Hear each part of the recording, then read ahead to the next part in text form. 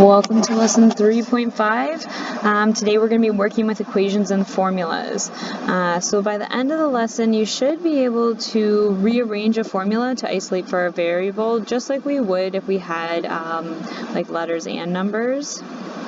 So we're just going to take a look at a couple examples first. So we have the following formula that we can use to convert temperatures from degrees Celsius to degrees Fahrenheit. So we want to use this formula here to convert 20 degrees Celsius to Fahrenheit. So I'm going to just rewrite my formula. Okay. And then we want to convert 20 degrees Celsius to Fahrenheit. So in here, right, F is for Fahrenheit, C is for Celsius. So we're just going to plug in the 20 degrees that they gave us for the degrees Celsius. And then we're going to solve. So 9 times 20 is 180 plus 160 over 5. And if we do what's on the top of our fraction first, that's 240 divided by 5, and we get 48 degrees Fahrenheit. So this is definitely something that we know how to do already. So they want us to do one more. So now we want to convert 85 degrees Fahrenheit to Celsius. So again, I'm going to write down my formula. Okay. So this time they're giving us the 85, and we have to figure out how many degrees Celsius. So we're just going to solve our equation like we usually would for C. So the first thing that we need to do, we need to get rid of this fraction here, and if we only have single fraction, remember we just multiply both sides by that fraction. So we would just take this side and multiply by 5, and then we would also multiply this side by 5. These 5s, 5 goes into 5 once, right? So we'd have to do 5 times 85, which is 425, and that gives us 9c plus 160. Next, we'd have to move that 160 over, and remember to switch its sign, and we end up with 265. That's a 6. And that equals 9c. Divide both sides by 9, and we get what c is, which is 29.4 degrees Celsius. Okay, so we can solve these equations, okay, just by plugging in a number and just following our solving equations rules. So now, what would happen if we didn't have any numbers, right? So we could also do this by rearranging a formula. So when we're working with math, and again, this can be like in any class, right? So once you get into like grade 11, you might have chemistry or physics class. Sometimes in business classes, you're rearranging formulas. But you're going to have a lot of equations that you're going to need to rearrange before you actually solve. So rearranging equations, it's a really important skill in math, and it follows all the rules that we already know about solving an equation, which is kind of nice. So actually, you already know how to do this. You've just maybe never done it before. So we're going to take a look at a couple examples here. So we want to rearrange each formula to isolate for the variable that's being indicated. Okay. So I'm just going to recopy down here. So question A, we have our area of a triangle equation. But this time they want us to isolate for h. So we want h all on its own. Now we're just going to use our solving equations rules. So to get h on its own, well, first thing we need to do is get rid of this fraction. So in order to do that, right, we are going to multiply both sides by 2. Well, those 2's cancel, and 2 times a is just 2a. So we end up with 2a equals bh. And again, if we want h on its own, the only way that we can do that is to divide both sides by b, right? Because b divided by b is 1. So h would be 2a over b. Okay. So we can try this for part B here. So we've got 2y plus 3x equals 30. And they want us to isolate for y now. So we want to get y all on its own. So in order to do that here, well, we have this 3x that we're going to need to move onto the other side of our equation. So we've got 30, this 3x becomes a minus, and then now we're just left with 2y. Well, we want to have y on its own, so we should divide everything by 2. So this whole side we could divide by 2 as well. So these 2 goes away, y, and then we could simplify this with each having its own fraction. So 30 divided by 2 is just 15, and then minus 3 over 2x. Okay, part C. So we've got a surface area formula. So surface area is 2pr squared plus 2prh. Not really sure what P stands for in this one, but whatever, it's all right. We can do it. Doesn't matter if we know what the equation's for. And this time we want to isolate for h. Okay, so if we take a look, the only term that has an h in it is this last one. So this one we're going to move over. So we've got surface area, and again here we're going to subtract because we were adding. Okay. So we just want h, and all of this is attached by multiplication. So we can get rid of the 2, the p, and the r by dividing both sides by them. So this 2, the p, and the r over here all cancel out because they're all equal 1. So h would be this SA minus 2pr squared all over 2pr. Doesn't look pretty, but it works. And then the last one, we've got volume equals pi r squared h, and we want to isolate for r.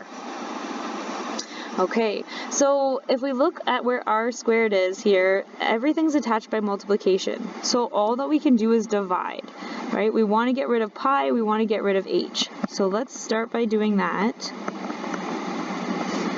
That leaves us with r squared equals v over pi h.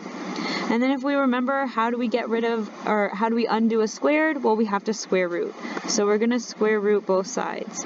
So r would just be v over pi h, and it would be the square root of that. Okay? And that would be it. So all of these, we're still following our solving equations rules, right? Our SAM-DEB rules. But we're just doing this with all letters instead of letters and numbers and getting an actual answer.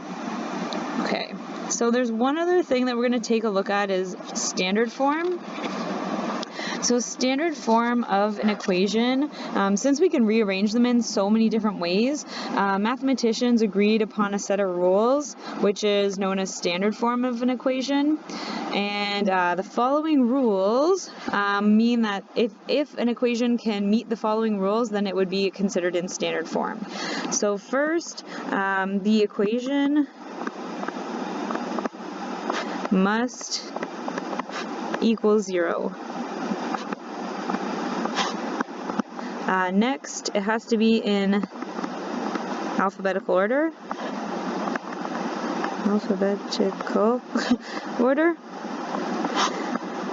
Third, there can't be any fractions, so everybody should like that. And then lastly, the leading coefficient must be positive. So the very first term, the coefficient has to be a positive number. And the way that we can represent standard form of an equation is ax plus by plus c equals 0. And in this case, where a, b, and c are numbers, they're like constants. Right, so these are all just numbers, a, b, and c. X and y are variables. So we're going to take a look at a couple of equations and we're going to try to rearrange them to be into standard form. Okay. So again, I'm just going to recopy down here. So we've got y equals negative 3x plus 7. Okay, so again, we want everything to meet this standard form equation. So in order to do that, we're going to have to bring everything to one side of the equal sign, because on the other side, we just want 0. So I'm going to start by doing that, and as I do that, I'm going to start putting them in alphabetical order, because we can see we have x's and y's here. So I'm going to move this 3 over and the 7 over. So we're going to get a positive 3, the y was already positive, and now the 7 is going to be a negative, and that's going to equal 0. Okay, so we can check our rules, right? We have alphabetical order, right? We have no fractions. We have the leading coefficient, so this first term, it's a positive, okay? And our equation equals 0, so we're good.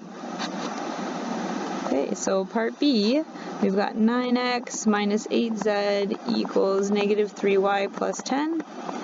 So again, everything to one side and put it in alphabetical order.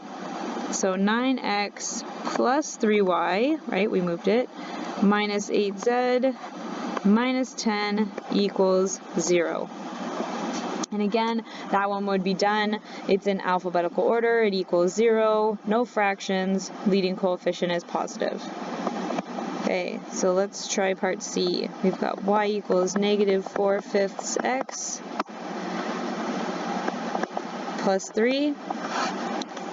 Okay, so now we have to be a little bit more careful here. So I'm going to start by just moving everything to one side of the equal sign and putting it in alphabetical order. So we're going to have 4/5 x plus y minus 3 equals 0, right? So it meets most of the criteria. We have a positive leading coefficient, it's in alphabetical order, and it equals 0. But we have a fraction. And remember, the way to get rid of a fraction is to multiply everything by that denominator, by our lowest common denominator. And in this case, it would be 5. So we want to go ahead and just multiply each term by 5. So I'm just going to put little 5s next to everything here, just to save me some room. Oops, I used this color. So this 5 goes in that 5 one time. We're left with 4x plus 5y, and then 5 times 3 is 15 equals 0, right? And then that one would be done, because now we have no fractions. Apparently I'm using the wrong color here. All right, and then for D, we've got 2/3 x plus 1/5 y equals 2. So again, I'm just going to have everything go over on one side. So this one is already in alphabetical order, which is nice. But this 2 needs to be moved over, so minus 2 equals 0.